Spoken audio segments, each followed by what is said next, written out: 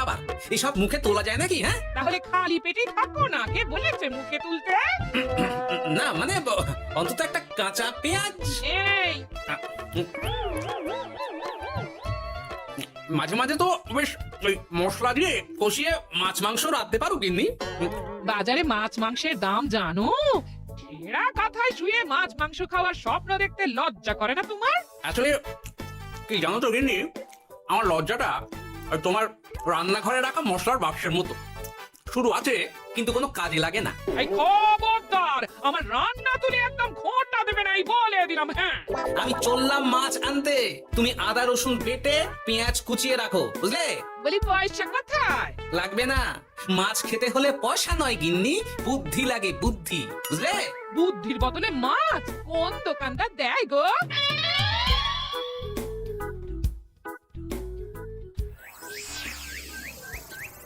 No no no no no, কিছুতেই বুঝে উঠতে পারছি না। এই নিন জাহাপনা, আপনার জন্য আম পোড়া শরবত এনেছি, খেয়ে নিন।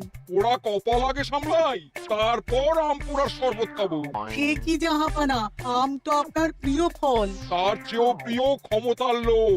এদিকে কৃষ্ণনগর ঠিক যেন পাকা হিমসাগর, ওদিকে বর্ধমান যেন হৃষ্টপুষ্ট ফজলি, আর খাম্বাজ রাজ্য যেন লাল হলুদ গোলাপ ঘাস।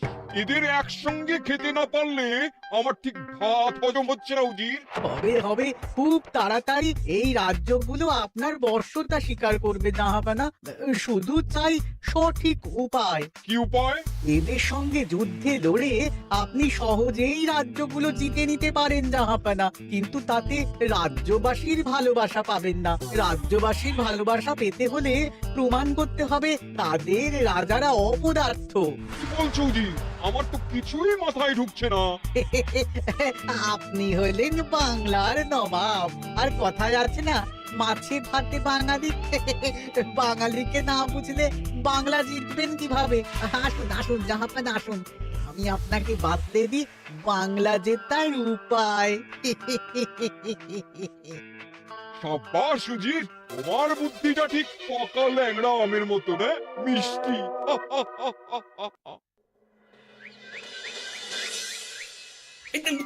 ধর, ধর, ধর, ধর, ধর, এই পায়ের নিচ দিয়ে গলে গেল, ধর ধর ধর ধর। বিশাল বড় মাছ গো গোপাল দাদু। একেবারে পাকা শল। ছাড়বে না গোপাল দাদু, আজ রাতে আমরা জমিয়ে মাছ ভাত খাবো। খেতে তো হবে, শোল মাছের ঝোল আর তেল কই।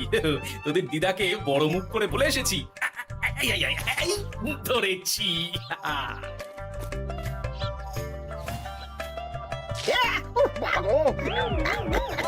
ছি ছি ছি ছি, কি দুর্গন্ধ! গোপালকে ছাড়বেন না মহারাজ, ও ইচ্ছে করে আমার মুখে কাদা ছুঁড়েছে। ঠাকুর বলেছেন মানুষ নিজের কর্মফল একদিন না একদিন ঠিক পাবে। মন্ত্রী মশাই যে এত তাড়াতাড়ি পেয়ে যাবেন ভাবতেই পারিনি। দেখেছেন মহারাজ, দেখেছেন? দোষ করে এখন আবার ধর্মের বাণী দিচ্ছে। আহ, তুমি রাজসভা কামাই করে এসব কি করছো গোপাল? যা সামান্য বেতন পাই সব পেঁয়াজ রসুন কিনতেই ফুরিয়ে যায় মহারাজ, তাই মাছটা নিজেই ধরে খাচ্ছি। হ্যাঁ? মহারাজ আপনার পায়ে পড়ি। থাক থাক, আর আমার পা ছুঁতে হবে না গোপাল। কেন মহারাজ, আমি তো মন থেকে আপনাকে সম্মান করি, বলুন। এ তো আচ্ছা জ্বালাতন। মুর্শিদাবাদের নবাব বাহাদুর আপনাকে একটি বিশেষ পত্র পাঠিয়েছেন, অনুগ্রহ করে গ্রহণ করুন।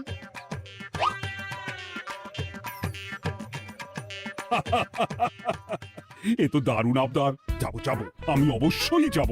কোথায় যাবেন মহারাজ? নবাব বাহাদুর লিখেছেন আগামী পরশু তার প্রাসাদে অতিথি হয়ে যেতে, তবে খালি হাতে নয়, সঙ্গে করে একটি জ্যান্ত মাছ নিয়ে যেতে। উপহারে জ্যান্ত মাছ? নবাব বাহাদুরকেও আমার মতন জল দিয়ে নুন ভাত খেতে হচ্ছে নাকি? নবাব হোক বা ফকির, সবার গিন্নি সমান।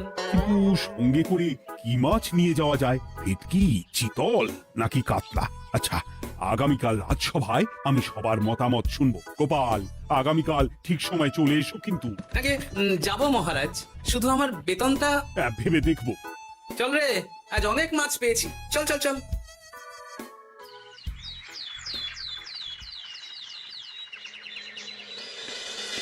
কি মহারাজ, আপনাকে এত চিন্তিত দেখাচ্ছে কেন?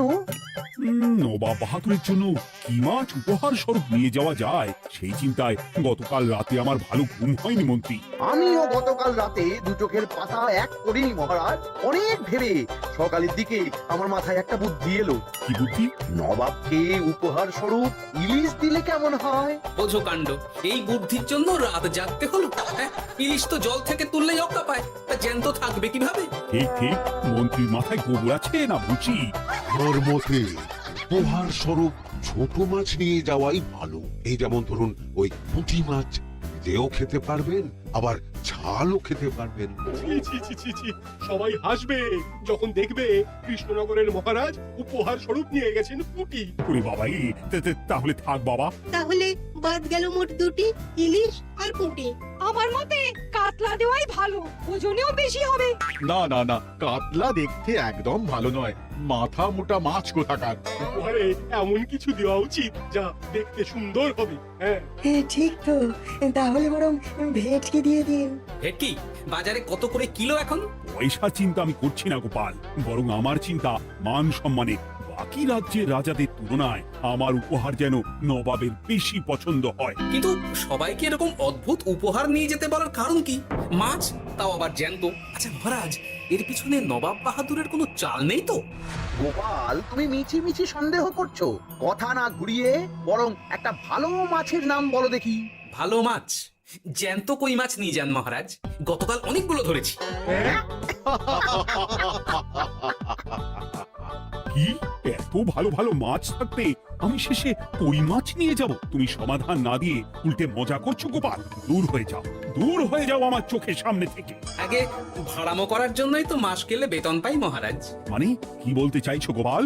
নবাব বাহাদুর কি চান সেটা আমরা সবাই জানি, তাই বলছি মাছের গর্তে হাত ঢোকানোর আগে পরীক্ষা করে নেওয়া উচিত ভেতরে সাপ আছে কিনা।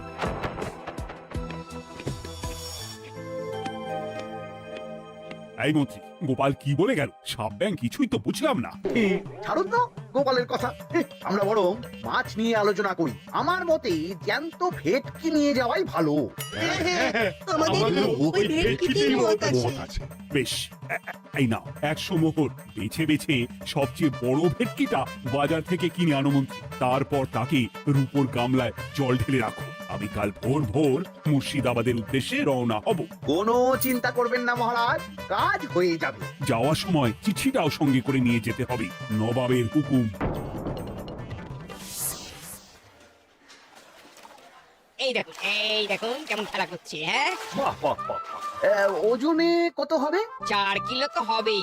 কিলো 2 পয়সা হিসেবে 8 পয়সা দেবেন।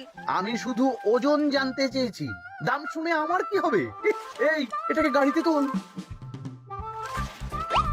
আর মাছের দামটা? মুর্শিদাবাদের নবাবকে আমাদের মহারাজ এই ভেটকিটা উপহার স্বরূপ দেবে। তোর ভাগ্য ভালো যে মাছটা তুই ধরে এনেছিস। আবার টাকা কিসের রে? আয় রে আয় আয় আয় আয়, আমার কত ক্ষতি হয়ে গেল।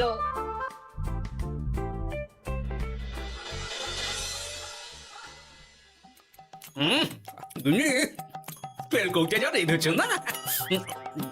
বলি বলি আর কটা মাছ আছে গো? আছে, তাতে আগামী 7 দিন হয়ে যাবে। হ্যাঁ, তাহলে কাল কই মাছের ঝোল খাবো, পশু খাবো শোল মাছের কালিয়া। এসব খেয়ে খেয়ে জিভে চড়া পড়ে গেল। বাজার থেকে একটু ইলিশ ভেটকিও তো আনতে পারো। হ্যাঁ, ইলিশের অনেক দাম গো গিন্নি, আর ভেটকি তো বাজারে প্রায় ওঠেই না। কি বলেছে তোমাকে? শুনলাম মন্ত্রী মশাই নাকি আজ বাজার থেকে সবচেয়ে বড় জ্যান্ত ভেটকিটা নিয়েছেন। হ্যাঁ, তাই নাকি? তার মানে আগামীকাল নিশ্চয়ই মহারাজ ওটা নিয়েই মুর্শিদাবাদ যাবেন। আমার মনটা বড্ড কু ডাকছে গিন্নি। না, এভাবে ছেড়ে দিলে হবে না, একটু পরীক্ষা করে দেখতে হবে। হাজার হোক এ রাজ্যটা তো আমারও। এত রাতে আবার কোথায় চললে গো? হ্যাঁ? দেখতে গর্তে সাপ আছে না মাছ। হ্যাঁ?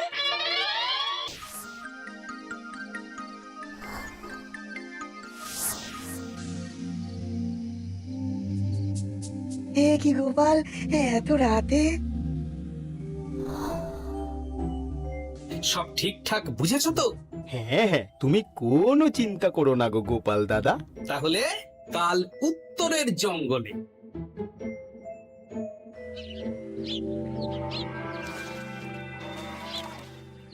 ভেটকি মাছটা রূপোর গামলায় রেখে গরুর গাড়িতে তুলে দিয়েছি মহারাজ। আর নবাব বাহাদুরের চিঠিটা? এই সিংহাসনের উপর, নিচে, ডাইনে, বাঁয়ে সব জায়গায় খুঁজলাম, কোথাও নেই। সে কি তাহলে? এমন চিত্তাকর্ষক উপহার দেখলে নবাব বাহাদুরের চিঠির কথা মনেই থাকবে না। আপনি নির্দ্বিধায় যাত্রা শুরু করুন মহারাজ। ঠিক বলেছ।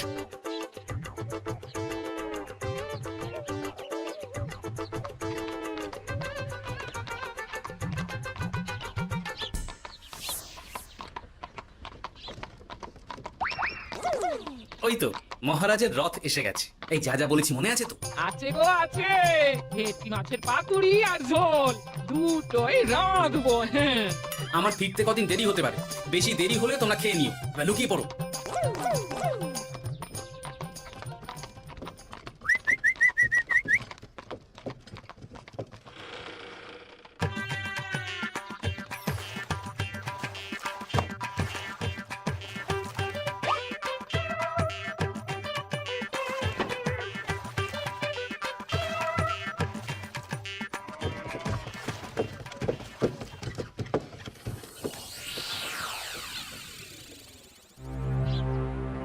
ওই দেখা যায় রথে চেপে সবাই ধীরে ধীরে এদিকেই আসছে জাহাপানা। আসতে দাও, আসতে দাও, এবারই খেলা জমবে। এসো এসো, তোমাদের সবাইকে মুর্শিদাবাদে স্বাগত জানাই। আমার উপহারের কথা মনে আছে তো? আছে জাহাপানা আছে, শুধুমাত্র আপনার জন্য আমি নিয়ে এসেছি একটা জ্যান্ত কাতলা। এই নিয়ে এসো। আমার উপহারও কিছু কম নয় জাহাপানা, নিয়ে এসো। আর তোমরা? আর কৃষ্ণচন্দ্র, তুমি কি এনেছো? এদের সবার চেয়ে ভালো উপহার এনেছি, যা দেখলে আপনার মন একেবারে আনন্দে নেচে উঠবে। ইচ্ছে করবে এক্ষুনি হয় পাতুরি না হয় ঝোল করে খেয়ে নি। তাই নাকি? হ্যাঁ, খাস নবাব বাহাদুরের জন্য আমার বিশেষ তোফা। কই নিয়ে এসো। এই তো কই নিয়ে এসেছি মহারাজ। গোপাল, তুমি? ভেটকি কোথায়? এতক্ষণে গিন্নি রান্না বসিয়ে দিয়েছি।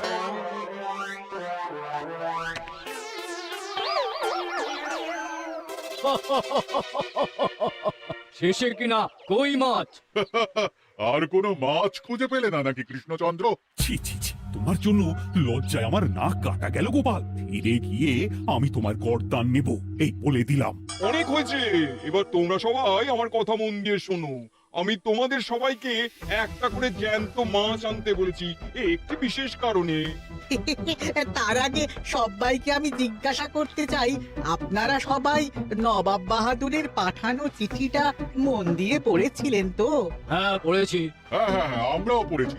বেশ, তাহলে তো তোমরা এই আমন্ত্রণের কারণটা জানো। তোমাদের আনা মাছেদের আয়ু যতদিন, তোমাদের রাজ্যের আয়ুও ততদিন। মানে আপনাদের মধ্যে যার মাছ যেদিন মারা যাবে, জাহাপানা তার রাজ্যটা সেদিন নিয়ে নেবে। আর যতদিন না আপনাদের মাছ মরছে, ততদিন আপনারা এই প্রাসাদেই থাকবেন। হ্যাঁ, এইরকম কিছু তো চিঠিতে লেখা ছিল না। কে বলেছে ছিল না? ওই জন্যই তো আমি সঙ্গে করে চিঠিটা আনতে বলেছিলাম। এনেছো? হ্যাঁ হ্যাঁ, আমি এনেছি। এই যে এখানে তো কোথাও এরকম কিছু লেখা নেই। তোমরা হলে রাজা, রাজাদের সব সময় চোখ কান খোলা রেখে চলতে হয়, বুঝি? এই নাও।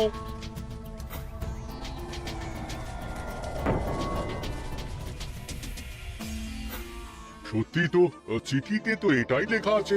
আমাদের সঙ্গে প্রতারণা করা হয়েছে।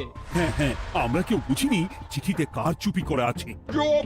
বেশি গলা তুলে কথা বললে গলাটা শরীরের ওপরে নাও থাকতে পারে। আজ এই মুহূর্ত থেকে এই খেলাটা শুরু হলো। তোমাদের রাজ্যের আয়ু এখন তোমাদের আনা মাছেদের কাছে।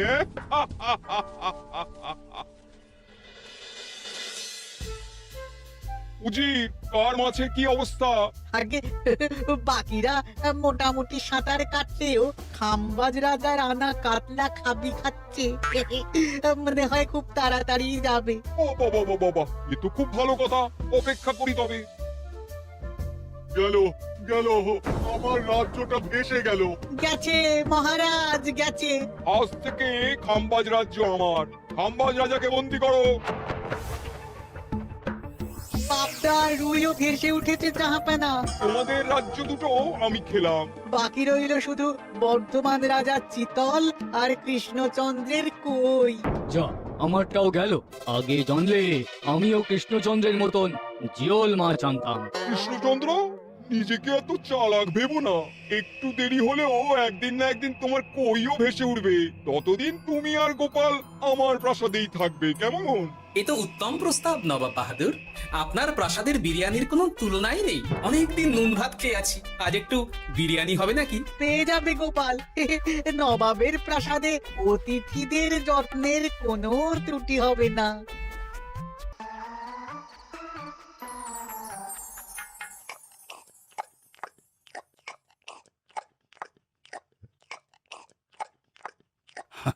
আমাকে ক্ষমা করে দিও গোপাল, আমি তোমাকে অনেক কথা শুনিয়েছি, কিন্তু এখন বুঝতে পারছি কেন তুমি ভেটকির বদলে কই মাছ এনেছো। আহ, বিরিয়ানিটা যে রেঁধেছে না, বুঝি এই নবাবের বাবুর্চিকে কোনোভাবে কৃষ্ণনগরে ধরে নিয়ে যাওয়া যায় না মহারাজ? গোপাল, কোনো মাছই অমর নয়। একদিন তোমার আনা ওই কই মাছটাও মারা যাবে, আর সেদিন আমাদের কৃষ্ণনগর রাজ্যটা নবাবের হবে। আহ, মাছগুলো একেবারে ঝুড়ো ঝুড়ো, আর মাংসটা তুলোর মতন নরম। আহ, আমার কথা কি তোমার কানে যাচ্ছে? গোপালের চোখ কান সবসময় খোলা থাকে মহারাজ, আর তাই চিঠির কারচুপিটা ধরতে আমাকে বেশি বেগ পেতে হয়নি। কিন্তু কিভাবে বুঝলে গোপাল চিঠির রহস্যটা? কারণ আমি জানতাম নবাব বাহাদুর অনৈতিক কিছু করবেন না। গায়ের জোরে নয়, বুদ্ধি দিয়েই উনি বাজিমাত করবেন। অবশ্য এ ব্যাপারে আমাকে সাহায্য করেছে বিজ্ঞানী। একটা সাহায্য করতে পারবেন বিজ্ঞানী?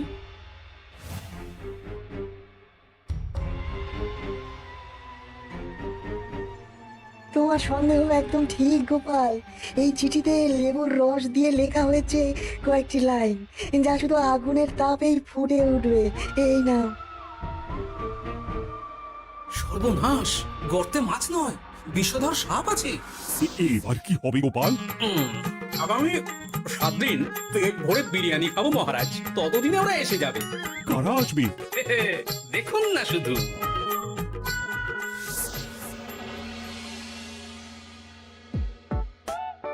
এই তোমার বুদ্ধি, দেখলে তো গোপাল এসে কেমন সবকিছুর উপরে জল ঢেলে দিল। মানে বুঝতে পারিনি যে ওরা ওরা চিঠির কারচুপি সব ধরে ফেলবে। কৃষ্ণচন্দ্রের কই মাছের কি খবর? সেটা কি এখনো জীবিত? আগে আমাদেরও একই প্রশ্ন নবাব বাহাদুর। এভাবে আর কদিন চলবে জানা নেই। কবে যে সব থেকে মুক্তি পাবো। দাঁড়ান জাহাপানা, আমি ছুটে গিয়ে দেখে আসছি মাছটা জীবিত আছে কিনা। তুমি বুনো ওল হলে আমিও বাঘা তেঁতুল। কৃষ্ণচন্দ্র, যতদিন না মাছটা মরছে তোমাকে আমি এখানেই আটকে রাখবো। সর্বনাশ হয়ে গেছে জাহাপানা, দেখবেন আসুন, দেখবেন আসুন। কি হয়েছেটা কি? চলুন না, চলুন না, নিজের চোখেই দেখবেন।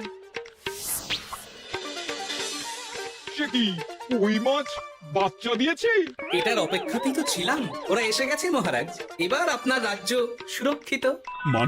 মানে নবাব বাহাদুরের কথা অনুযায়ী মাছ মারা গেলে রাজ্য ছাড়তে হবে। এমনিতেই কই মাছের জান শক্ত, এরাও বড় হবে, বাচ্চা দেবে। এইভাবে কই মাছের গুষ্টি মরে শেষ হতে হতে নবাব বাহাদুর আর বেঁচে থাকবেন না। হ্যাঁ নয়, হ্যাঁ। বেছে বেছে ঠিক মা কই মাছটাকে নিয়ে এলে। এবার রাজ্যে ফিরি। কি লাভ? সেই তো নুন ভাত খেয়েই থাকতে হবে।